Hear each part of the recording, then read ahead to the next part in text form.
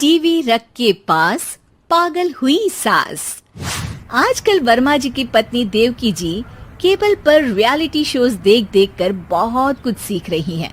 जैसे आज तो वो सुबह सुबह बेसुरे आलाप ले रही हैं। सारे गामा माँ जी, सारे गामा पाधा नीसा होता है। अरे वो तो सब गाते हैं, ये मेरा स्टाइल है।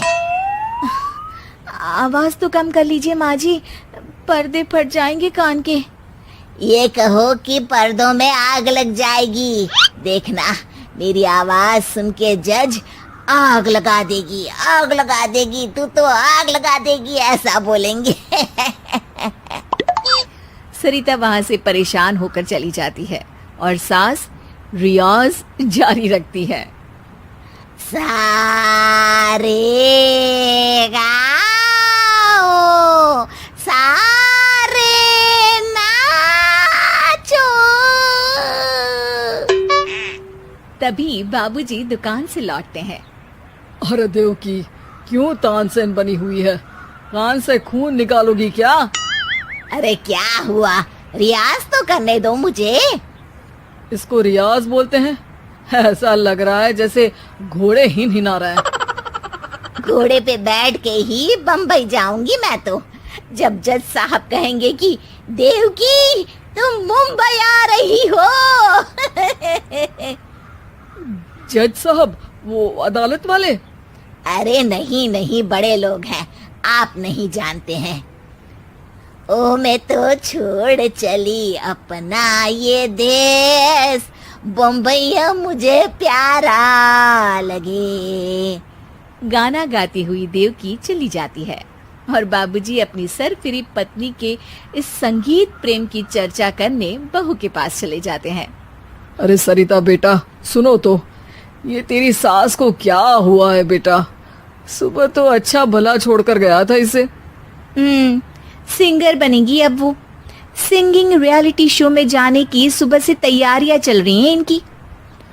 हाँ, अब तो कोयल के सुर मेंढक छेड़ेगा। हे भगवान, सद्बुद्धि दो इसे। इधर बाबूजी भगवान को कहते हैं और उधर राधा रानी प्रकट हो जाती है, देवकी की मोहल्ले की सबसे पक्की दोस्त। क्यों री देवकी, काहे इतना गला फाड़ रही है? कोई चीखने चिल्लाने का कंपटीशन है क्या? अरे ये देख, नया सिंगिंग शो, मैं भी गाऊंगी, हिंदुस्तान के दिलों की धड़कन बनूंगी। अरे इतना बेसुरा गा के दिलों की धड़कन नहीं, दिलों का अटैक बन जाएगी। इससे तो अच्छा है कि नाच ही ले। वैसे भी दिन भर मोहल्ले में नाचती तो रहती है तू, कभी इसके घर कभी उसके घर। देवकी को समझ में आ जाता है कि उसका गाना किसी को पसंद नहीं आ रहा। अगले दिन सरिता देखती है कि सास पैरों में घुंघरू बांध के नाच रही है। अरे माँ जी, क्या मंजुलिका बनी हुई है आज आप? अरे नाचने दे बहू, जब तक है जान जाने जहां मैं नाचूंगी। अरे माँ जी, अभी जान निकल जाएगी, इतनी जोर से नाचेंगी तो। अरे अरे, क्या कर रही हो? अरे दिख नहीं रहा, डांस कर रही हूँ। अरे जैसी तुम्हारी हरकत है, तुमको तो नागिन डांस करना चाहिए। वो भी करूंगी, भांगड़ा भी करूंगी। देखना, जज मुझे देख के स्टैंडिंग ओवेशन देंगे। हाँ, स्टैंडिंग ओवेशन तो देंगे ही, ताकि खड़े होकर वहां से भाग सके तुम्हारा डांस देखकर।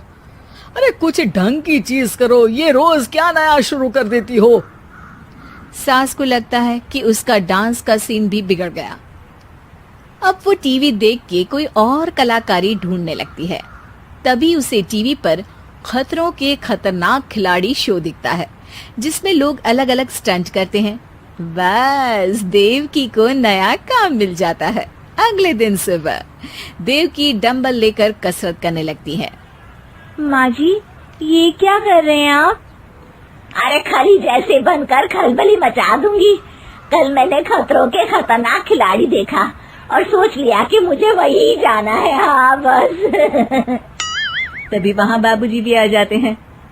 अरे इतना भारी डंबल, अरे गिर मत जाना कहीं लेकर।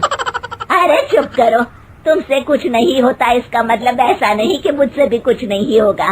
मैं तो खतरों के खतरनाक खिलाड़ी में जाने वाली हूँ। हाँ मैं तो इस शो में तभी गया था जब तुमसे शादी हुई थी। तुमसे शादी करना भी खतरों के खतरनाक खिलाड़ी में जाने से कम थोड़ी ना। अब चुप भी रहिए। अरे बहू, वो भारी वाला डंबल उठाकर ला तो। अरे ना माँ जी, आप संभाल नहीं पाओगी। अरे मैंने टीवी में देखा था, एक आदमी कार उठा लेता है, इतना तो मैं उठा ही सकती हूँ ना। बहू घबराते हुए भारी वाले डंबल माँ के हाथ में दे देती है। जैसे ही माँ दोनों हाथ ऊपर करती है, पूरे शरीर का बैलेंस बिगड़ जाता है और वो पीछे की तरफ गिर जाती है। डंबल जाकर टीवी में लगता है और टीवी फूट जाती है। माँ जी, उठिए माँ जी। बाबूजी बहुत तेज हंसने लगते हैं। बाबा बाबा, टीवी और बीवी दो टेंशन थे मेरे, आज एक कम हो ही गया। बहू भी सास को उठाते उठाते इस बात पर ताली बजाकर हंसने लगती है और देवकी फिर से गिर जाती है। और इस बार देवकी भी अपनी बेवकूफी पे हंसी रोक नहीं पाती। हमें उम्मीद है कि आपको हमारी ये कहानी पसंद आई होगी। कृपया हमारे चैनल को सब्सक्राइब करें और सभी अपडेट्स के लिए बेल आइकन जरूर दबाएं।